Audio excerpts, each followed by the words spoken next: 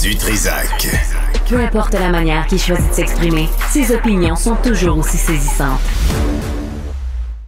Antoine Robitaille, bonjour. Bonjour, mon saisissant. Alors, une autre à la CAQ là, qui veut démissionner, qui veut quitter, qui veut s'en aller. Ben oui, puis elle a un patronyme assez évocateur, Poulet. Donc, plusieurs ce matin faisaient des blagues. C'était fou là, chez les journalistes. C'était Poulet en fuite. Ouais, donc, mais non, moi, c'est vraiment ça. Ouais, j'ai dit Moi, ça à Stéphanie. Moi, j'aime pas ça, les blagues sur les noms de famille, là. Tu sais, madame, elle n'a pas choisi son nom de famille, donc Absolument. moi, je respecte ça. Là. Mais c'est de circonstance. Moi, j'aime beaucoup les aptonymes, les noms qui sont finalement de circonstances, comme ce ministre qui s'appelait Jean Bienvenu, ministre de l'Immigration. Il s'appelait Bienvenu. C'est quand même formidable. Ce qui est resté, hein, la loi, loi, on l'a appelée la loi Bienvenue. La taxe de bienvenue. La taxe de bienvenue. Oui, c'est ça, bienvenue, 20 000 $. Je suis désolé, mais moi, ça me fait rire, donc je suis obligé de le souligner en commençant. Mais écoute, conférence de presse annoncée à 8h30, mon cher, et annulée à 9h21. Oh. Elle devait être là à 9h30, oui. Nous annoncer le fruit de sa réflexion. Et finalement, il y a une rencontre avec François Legault qui est confirmée là, par l'entourage de François Legault cet après-midi.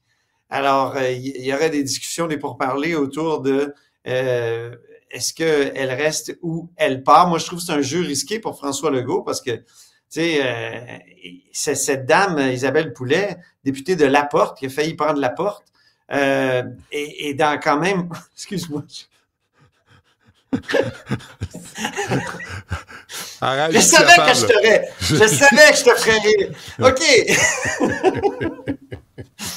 Avec le nom du comté, peut-être. Je me suis dit, je vais essayer. Bravo, t'as réussi. Hein? Oh, oui. Avec un jab. Tu m'as eu à l'usure. Je l'ai eu. À l'usure. Dernier round, je suis à genoux. Mais elle a essayé, Madame Poulet, d'aller chez les libéraux. Ça vient d'être confirmé par Pablo Rodriguez. C'était une information qu'on avait. Donc, c'est quelqu'un qui a fricoté avec l'adversaire. Oui. Et Dieu sait que Laporte, c'est un comté libéral, de tradition libérale. Ouais, Saint-Lambert, je me souviens, quand Isabelle Poulet a gagné, on était vraiment surpris. On s'est dit, ça, c'est une vraie vague caquiste. On n'est plus... tu sais, les circonstances ont assez changé, Benoît. Donc, elle a tenté des approches auprès des libéraux. Moi, je vois pas comment ça peut être gagnant pour François Legault. Il la rencontre.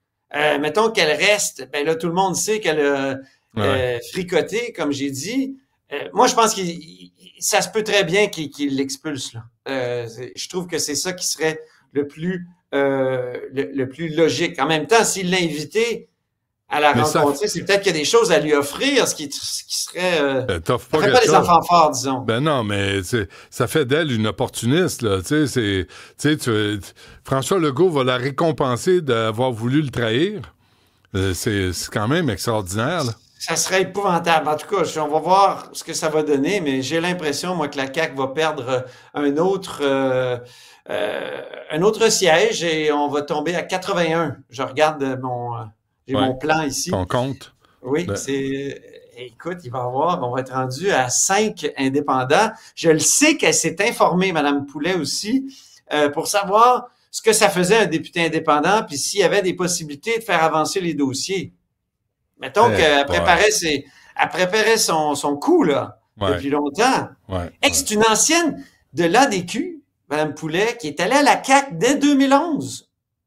Donc, c'est vraiment une caquiste de la première heure. Ben oui. Bon, moins importante, disons, que Lionel Carman, qui, évidemment, parce qu'elle n'a pas signé le fameux manifeste de la Coalition pour l'avenir du Québec, mais quand même, ce qui est intéressant, c'est qu'elle a été à Sainte-Julie conseillère municipale au moment où Suzanne Roy, une autre députée caquiste, celle-là de Verchères, était mairesse. Donc, elle était dans l'équipe de Mme Roy. Et toutes ces discussions-là ce matin m'ont permis d'apprendre que Mme Roy, là, elle n'avait pas voté la loi 2. Elle, donc, ancienne ministre de la CAQ, elle s'est retirée au moment du vote de la loi 2 pendant la nuit où la loi a été adoptée. Et pourquoi, Benoît? Pourquoi? Parce que sa fille est médecin et ça ne passait pas chez sa fille. Donc, c'est une autre circonstance qui fait penser à celle de Lionel Carman. Bon, et la grogne contre M. Dubé aussi, ça continue. Donc, article bien intéressant ce matin de mes collègues Nicolas Lachance et Rémi Nadeau. Il y avait un briefing technique spécial vendredi qui avait été proposé par Christian Dubé. Or, il n'a pas pu se brancher, il était occupé. Et là, il y avait des membres de son cabinet qui ont pu donner les informations aux députés, mais il y a 9 députés qui ont pris la parole. On me dit qu'il y en a 4 qui ont été extrêmement critiques à l'endroit de M. Dubé en disant, écoutez, là, nous, il faut défendre ça sur le terrain, cette loi-là, puis qui est extrêmement complexe. Et vous ne vous présentez pas au caucus spécial, en fait, au briefing technique. Et ça a vraiment fâché au moins 4 des 9 qui ont parlé. Certains ont dit, on comprend. C'est dans le texte d'ailleurs, là, mes collègues l'ont écrit. Il y a des gens qui ont dit, voyons, il y a des entrevues à donner, il y avait quelqu'un pour donner l'information. Mais il y a 4 d'entre eux qui disaient, c'est quand même le porteur de ballon, alors que les gens étaient un peu insultés qu'ils soient même pas là pour répondre aux parce questions. Que eux autres, s'ils se retrouvent devant un fait accompli, ils doivent répondre des décisions de Christian Dubé. Ils ont de la misère à expliquer la loi 2 et toutes ses ramifications. Puis là, Christian Dubé n'est pas là pour les appuyer, pour les aider à se dépêtrer de tout ça. C'est ça. C'est pas un joueur d'équipe, là. Les citoyens se présentent, disent, écoutez, là, avec votre loi, là, je vais perdre mon médecin de famille, j'ai peur, il y a beaucoup d'inquiétudes actuellement. Oui, mais pas tant, finalement, là, parce qu'il y a un texte dans Le Devoir aujourd'hui qui dit le contraire à propos des revenus des médecins au Québec. Oui, mais ça, c'est pour les années passées. Je suis d'accord, là, l'étude est assez claire, quoique là, j'ai entendu M. Amillot, tantôt, le président de la Fédération des omnipraticiens.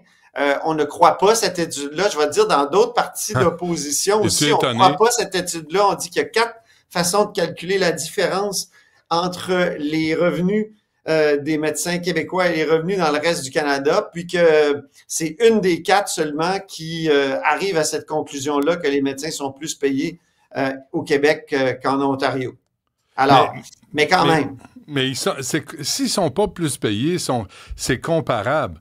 T'sais, alors là, le chantage de dire « nous, on s'en va si on n'a pas ce qu'on veut », il y a des fois, tu dis « partez, on va voir. » Tu sais, déménager ta famille, déménager tes enfants d'école. Déraciner, c'est ça. Déraciner dans une autre province parce qu'on essaye de mettre de l'ordre dans ce bordel qui est devenu le système de santé, puis notre capacité de payer qui n'est pas illimitée, puis notre demande d'avoir des services pour lesquels on paye. Je suis d'accord avec toi, mais au moins si c'était clair. Oui, c'est pas clair. Je sais pas si tu as essayé de lire la loi. Ouais. C'est incompréhensible. C'est tellement complexe que M. Dubé semble lui-même avoir du mal à l'expliquer. Ouais. Alors là, il y a quelque chose qui marche pas, là. Puis je peux comprendre qu'on demande une sorte d'acte de foi aux médecins. Croyez-nous, vous ne serez pas moins payés. Mais là, il y a toutes sortes de règles, puis il y a cette phrase dans la loi où on voit que c'est 26 piastres de l'heure. Quoi? Ah, mais moi, je suis découragé de voir qu'on n'est pas capable de travailler pour le bien commun. Là, il y a de l'argent, il y a 9 milliards sur la table. Il est là. On ne va pas en enlever, on va pas... Est-ce qu'on peut, nous, avoir des services? Est-ce qu'on peut, nous, ne pas attendre 2 ans pour voir un spécialiste? Est-ce qu'on peut, nous, avoir un médecin de famille pour 9 milliards? Là, puis 55, 60 milliards dans le budget global du système de santé. Calvaire. Et là, les médecins, les fédérations de médecins, les syndicats de médecins, ils ne croient plus le gouvernement. Et pourquoi? Parce qu'ils considèrent que le gouvernement n'a pas été de bonne foi. Ils considèrent aussi qu'il n'y a rien à comprendre dans cette sapré-loi. On peut écouter le docteur Amillot tantôt. Je sais qu'il ne vient pas à ton émission, mais moi, je me suis dit, je vais le faire jouer. Ah ouais, on va l'incarner. Parce que c'est le fun, des fois, de l'entendre. Donc, de la Fédération des omnipraticiens du Québec, qui dit, écoutez, on a fait des webinaires, puis c'est tellement compliqué, là, c'est épouvantable. On peut l'écouter. rappelle, on avait organisé un webinaire pour nos membres la semaine dernière. On avait eu pas loin de 6000 membres qui avaient assisté. Ils avaient transmis au-delà de 1000 questions qu'on a pu regrouper. Pouvez-vous imaginer, là, 1000 questions, et il y avait seulement à peu près 5% de ces questions-là auxquelles on pouvait répondre. Parce que le 95% des autres questions, ben, on n'a pas la réponse.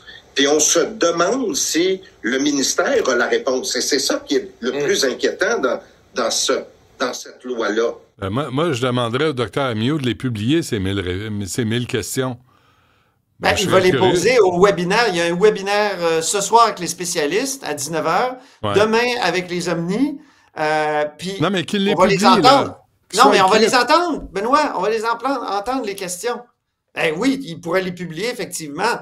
Ce qui est intéressant aussi, c'est ce qu'Alain Laforêt vient de TVA, qui vient d'apprendre. C'est qu'il y a une conseillère de François Legault actuellement qui est assise avec les gens du Trésor, du Conseil du Trésor, donc France-Hélène Duranceau, et aussi des représentants des fédérations médicales pour se pencher sur une voie de sortie, pour faire descendre le chat de l'arbre, Benoît. Puis moi, je trouve que ça fait du bien d'entendre ça, là. Ouais. Et il paraît que le gouvernement reste ferme sur le mode de rémunération, mais est prêt à certaines négociations, certains compromis. Ben bravo! On est tanné. Ouais. Clarifier les choses, c'est tellement complexe. J'ai écouté une autre omnipraticienne sur une autre antenne qui disait « Moi, je calcule bien, je suis rendu à 14 piastres de l'heure. » S'il vous plaît, clarifier, parce que là, ça devient tellement... Je les comprends. Qu'est-ce qui est vrai? Mais qu'est-ce qui est vrai? Qu'est-ce qui est faux? On a un nouveau contrat, Antoine, pour toi, là, pour travailler en journalisme, là, puis je suis pas capable de te dire exactement comment tu vas gagner. Ben voyons, je veux savoir combien je vais gagner, c'est sûr. Oui, mais c'est parce que là, le système est compliqué. Là, moi, je ne sais plus ce qui est vrai et ce qui est faux. Il y en a un qui avance une chose, l'autre avance le contraire. L'étude est bonne, mais il y en a 3 autres qui disent le contraire. Mais ceux qui disent qu'il y en a le contraire, ils sont des lobbyistes pour contrer l'étude qui dit contresens de ce qu'ils veulent vendre. Puis si c'est si compliqué aussi, c'est de la faute aussi aux médecins. C'est pas juste de la faute au gouvernement, je suis d'accord avec toi. Puis il faut aller lire le texte hier dans Le Devoir, là. Bernard Roy, allez lire ça. C'est un prof de l'Université Laval qui explique l'historique de la résistance des médecins à toutes sortes de réformes. Ouais. Alors peut-être que le moment qu'on vit là va amener va nous conduire à quelque chose de mieux, puis va casser certains mauvais moules qui étaient là depuis le début du système d'assurance maladie qui a commencé, rappelons-le, par une grève des médecins. Oui. Puis tu sais, la perte de confiance aussi dans le système de santé, dans le gouvernement, dans les lobbyistes des médecins. Je ne suis pas sûr qu'ils parlent toujours au nom des membres, mais nous, là-dedans, on n'a pas le voix au chapitre. Je sais. C'est quand même extraordinaire. Il y a quelques associations de patients. Ben oui, mais ouais, il y en a une autre, là, Mme Tremblay, que je voyais, les usagers. Mais c'est pas des voix fortes, je trouve. Ben, c'est pas juste ça. C'est pas des voix qui sont subventionnées ou qui sont financées. Paul Brunet, il est tout seul dans son bureau. C'est pas un lobby qui est financé par des membres avec...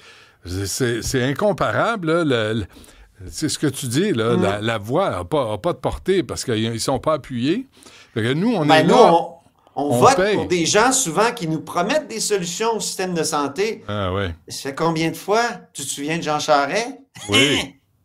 Qu'est-ce que ça va être réglé. Ça va être réglé le lendemain de mon élection. Oui, la première priorité. Ça, c'est il y a plus de 20 ans, là. Ah boy. Hey, on se reparle demain et dans 20 ans. Avec beaucoup de plaisir, Benoît, comme toujours. Salut. Oui.